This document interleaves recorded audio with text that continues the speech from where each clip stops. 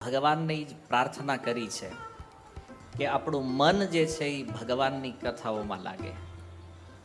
કારણ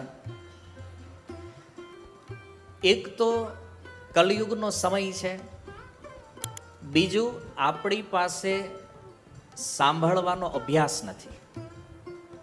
એ તો શાસ્ત્રોની અંદર કીધું છે, શ્રવણમ કીર્તનમ વિષ્ણુર સ્મરણમ. ભક્તિનું પ્રથમ અંગ જે છે એ શ્રવણ છે, સાંભળવું જોઈએ ભગવાનના વિષયમાં. અને કીર્તનમ નો અર્થ છે ભગવાનના નામને, ભગવાનના રૂપ ગુણ લીલાઓને ગાવું. કીર્તયતિ ઇતિ કીર્તન. પણ ઘણીવાર અભ્યાસ નહીં હોવાના કારણે આપણને થોડીક અસહજતા લાગે આમાં, કે ભાઈ કેવી રીતે નામ લેશું, કેવી રીતે સાંભળી શકશું. અને વિષય પણ એવો હોય કે સાંભળ્યું ઘણું બધું છે આપણે, પણ જે ખરેખર સાંભળવાનું છે એ બહુ ઓછું સાંભળ્યું છે અથવા હાવ નથી સાંભળ્યું. એટલે મનુષ્ય જીવનના લક્ષ્ય પ્રતિ સંકેત કરતા શ્રી સૂત ગોસ્વામી ભાગવતમાં કહે છે કે મનુષ્ય જીવન જેણે પ્રાપ્ત કર્યું છે એનું પ્રથમ કર્તવ્ય એ છે કે જીવનના ઉદ્દેશ્યને જાણે.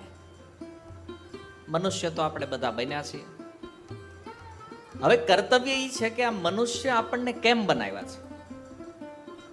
કારણ કે સંસારમાં આપણે જોઈએ તો કેટલા બધા લોકો અલગ અલગ પ્રકારના શરીરોમાં આપણને જોવા મળે છે. કોઈ વૃક્ષોના શરીરમાં છે, કોઈ જીવજંતુના શરીરમાં છે, કોઈ પશુના શરીરમાં છે, કોઈ પક્ષીઓના શરીરમાં છે.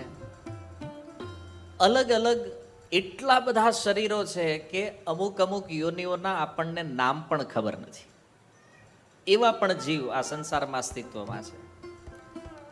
અને જેની પાસે શરીર નથી એવા તો આપણી સંખ્યા કરતા અનેક ગણા છે. તો આપણા મનમાં વિચાર આવે ને જોઈને કે ભાઈ આ જેટલી પણ વેરાયટી બની છે, કોઈ પશુ છે, કોઈ પક્ષી છે, કોઈ કીટ પતંગ છે, કોઈ વૃક્ષ છે, કોઈ જળચર છે, અને આપણે મનુષ્ય છીએ. અને ભાગવત ઈ પણ કહે છે, કપિલ દેવહૂતિ સંવાદમાં ભગવાન કપિલ માતા દેવહૂતિને કહે છે કે જીવોની શ્રેષ્ઠતા યદિ તમે જોવો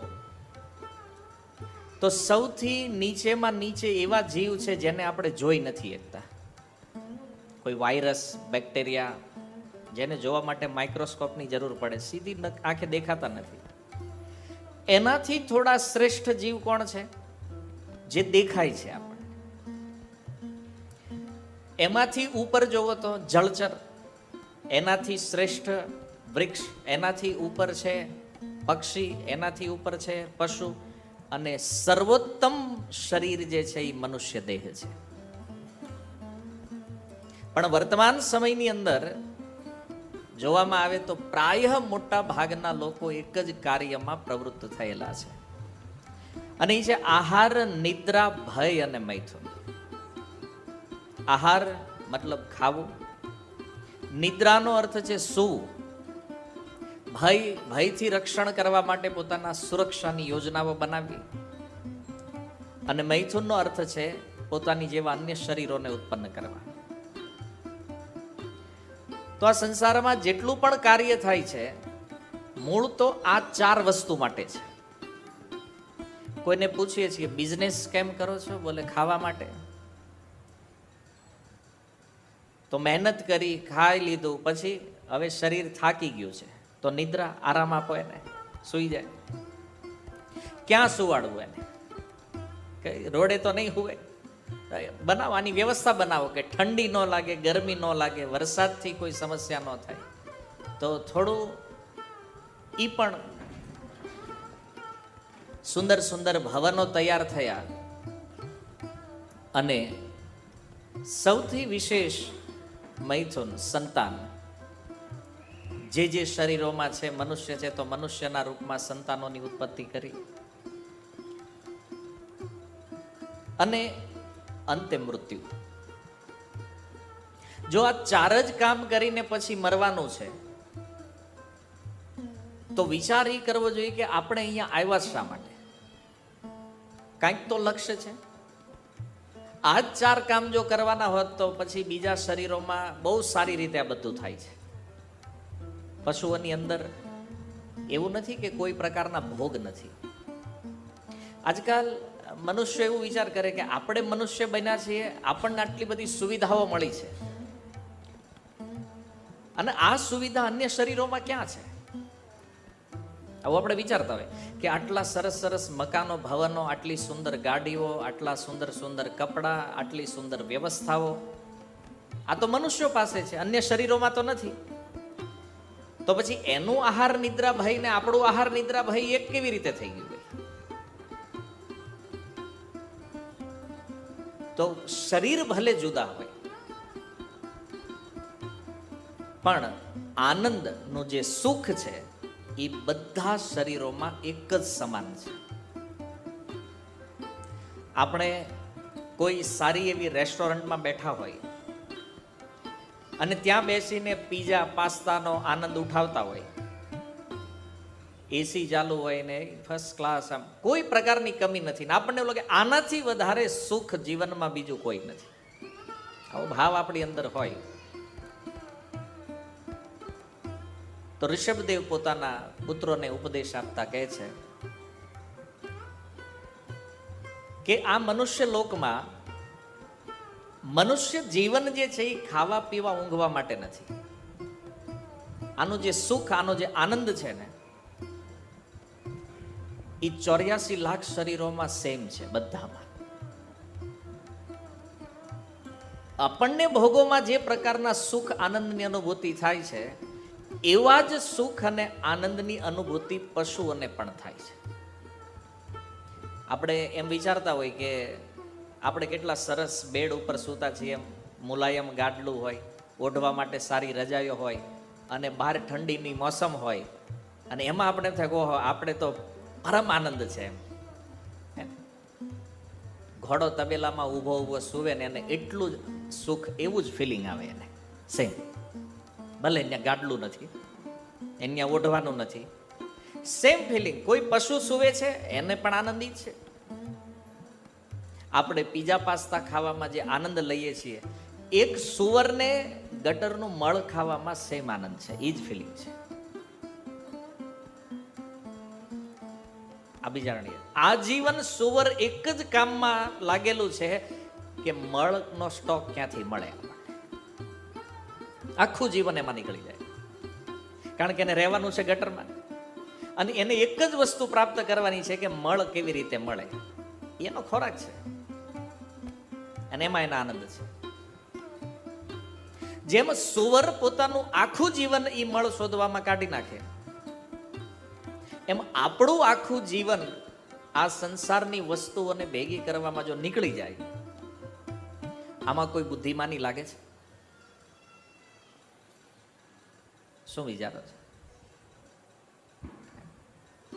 આમાં આપણને લાગે છે આમાં કોઈ બુદ્ધિનું કાર્ય થઈ રહ્યું છે? સેમ વસ્તુ છે. પશુઓ જેમાં જીવન કાઢે, મનુષ્ય એમાં જ કાઢે છે.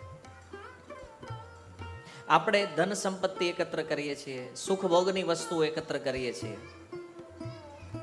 અને આ બધું ભેગું કર્યા પછી અંતિમ લક્ષ્ય શું છે? ભલે જવાનું છે, મૃત્યુ ક્યારે આવે ખબર નથી, ને અચાનક નીકળી ગયા. બધી જ વસ્તુઓ અહીંયા આવે છે, અને આ કોઈ નવું જ્ઞાન નથી, એવું નથી કોઈ જાણતા નથી આ દુનિયામાં.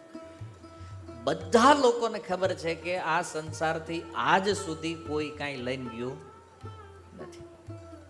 કદાચ નાસ્તિક માણસને પણ પૂછો તો આટલું જ્ઞાન તો એની પાસે છે નથી. અને કદાચ લોકો ક્યારેક ઉપદેશ આપતા હોય તો બીજાને કહેતા હોય ભાઈ ક્યાં લઈને જવું સારે, આવું સિમ્પલ ચર્ચાઓમાં આ બધી વાતોનો પ્રયોગ કરતા હોય. એટલે જ્ઞાન તો છે, એવું નહીં કહી શકાય કે આ જગતમાં કોઈને જ્ઞાન નથી. જ્ઞાન તો છે, પણ જ્યારે કોઈ વસ્તુ નથી લઈ જવાની અને આપણા જવાનું કન્ફર્મ છે, તો એવી વસ્તુઓ માટે પ્રયાસ કરીએ છીએ કે જેનો આપણને ભય છે. ભય શું છે ખબર? આ પછી નહીં મળે મને. પણ શાસ્ત્ર કહે છે કે આ સંસારમાં જે સુખ ભોગ આનંદ છે આ બધી જ યોનિઓમાં મળવાનો છે. જ્યાં જશો ને આ બધે, આ ક્યાંય નથી જવાનું. જવાનું આપણે છે. આ બધી વસ્તુઓ અહીંયા ને અહીંયા રહે છે, સનાતન સમય માટે છે. આપણે જેનીમાં એ પહેલા આ બધું અહીંયા હતું, આપણે નહીં હોઈએ ત્યારે પણ બધું અહીંયા રહેવાનું છે. તો આવું અવલોકન જ્યારે સંસારનું થાય ત્યારે પ્રશ્ન મનમાં એક ઈ કરવાનો છે કે ખરેખર આપણા જીવનનો ઉદ્દેશ્ય છે શું? અને આ કાર્ય આખું ગામ, લગભગ આખી દુનિયા આ કરે છે. મનુષ્ય શા માટે બનાવ્યા છે આપણે? તો શ્રીમદ ભાગવત એકાદશ સ્કંદમાં ભગવાન કૃષ્ણ ઉદ્ધવને કહે છે, દુર્લભો માનુષો દેહો દેહિનામ ક્ષણભંગુરઃ તત્રાપી દુર્લભમ મન્યે વૈકુંઠ પ્રિય દર્શનમ. આ સંસારમાં મનુષ્ય જીવન દુર્લભ છે, અને એટલું દુર્લભ છે કે વારંવાર આ મળતું નથી. આવું ઘણી કથાઓમાં, સંતોના ભજનોમાં આપણે સાંભળ્યું છે, અને ભાગવત પણ એ જ કહે છે. પ્રહલાદ મહારાજે કીધું દુર્લભમ માનુષમ જન્મ. ભગવાન રામ પણ રામાયણની અંદર પોતાની પ્રજાજનોને ઉપદેશ આપતા કહે છે, બડે ભાગ માનુષ તન પાવા. અને ભગવાન કૃષ્ણ પણ ઉદ્ધવજીને ઉપદેશ આપતા અહીંયા કહે છે, દુર્લભો માનુષો દેહો. આ મનુષ્ય જીવન દુર્લભ છે, અને ખાવા પીવા ઊંઘવામાં જો આને નષ્ટ કરી દીધું તો આગળ કયા શરીરોમાં જવાનું છે આનો કોઈ ભરોસો નથી. ઘણીવાર લોકો એવું વિચારે છે કે ભાઈ આ બધી વાતો અંધશ્રદ્ધા છે, કારણ કે મર્યા પછી શું થાય છે કોણે જોયું છે? કોઈ જોવા તો ગયું નથી, આજુ ત્યાંથી કોઈ આવ્યું નથી, કોઈનો મેસેજ, ઈમેલ, કોલ ક્યાંય અવેલેબલ નથી. એટલે લોકો એવો તર્ક કરતા હોય કે ભાઈ જ્યારે કાંઈ ખબર જ નથી મર્યા પછી શું થાય છે, તો આવી અંધશ્રદ્ધા શું કામ પાળવાની? આપણે મળ્યું છે, મજા કરો, આનંદ કરો, ભોગવો. પણ એક વાત યાદ રાખો કે યુવાનીમાં જો બહુ ભોગ કર્યો છે તો એનું ગઢ પણ બહુ કષ્ટદાયક હોય, કારણ કે ભોગ જે છે ને એ દુઃખનું મૂળ છે. એટલે શાસ્ત્ર કહે છે કે ભોગ મળી જવાનો અર્થ એ નથી કે ભોગવી લેવું. જીવનનું લક્ષ્ય ખબર નથી ને એટલે એમ થાય કે બસ આપણું કામ આ છે ને આ કરો. પણ માનવ જીવનની દુર્લભતા કેટલી છે. સનાતન ધર્મની અંદર તમે બધા એ સાંભળ્યું છે કે 84 લાખ યોનિઓ છે, 84 લાખ શરીરો છે, અને એક શરીરમાં મિનિમમ 100 વર્ષ જીવે. કોઈકમાં કલાકે જીવન હોય, કોઈમાં 1000 વર્ષ હોય, એવરેજ 100 વર્ષની લઈ લો તો 84 લાખ શરીરોમાં એક રાઉન્ડ પૂરો કરવામાં લગભગ 2.25 કરોડ વર્ષ વયા જાય આ પૃથ્વીના. એક રાઉન્ડમાં. અને ત્યારે એકવાર મનુષ્ય બનવાનો અવસર મળે. હવે મનુષ્ય બની ગયા, પણ એમાં પણ જન્મ યદી કોઈ ક્રિશ્ચન, કોઈ મુસ્લિમ, કોઈ યવન પરિવારોમાં થઈ ગયો તો ભજન કરવાનો કોઈ અવસર નથી, મુક્તિનો કોઈ ચાન્સ નથી. મનુષ્ય તો બન્યા છે, પણ મનુષ્યોમાં કેટેગરી છે. વર્ણાશ્રમ વ્યવસ્થા પ્રમાણે તો બ્રાહ્મણ, ક્ષત્રિય, વૈશ્ય, શૂદ્ર આ કેટેગરી કેમ છે? ગુણ કર્મ વિભાગ છે.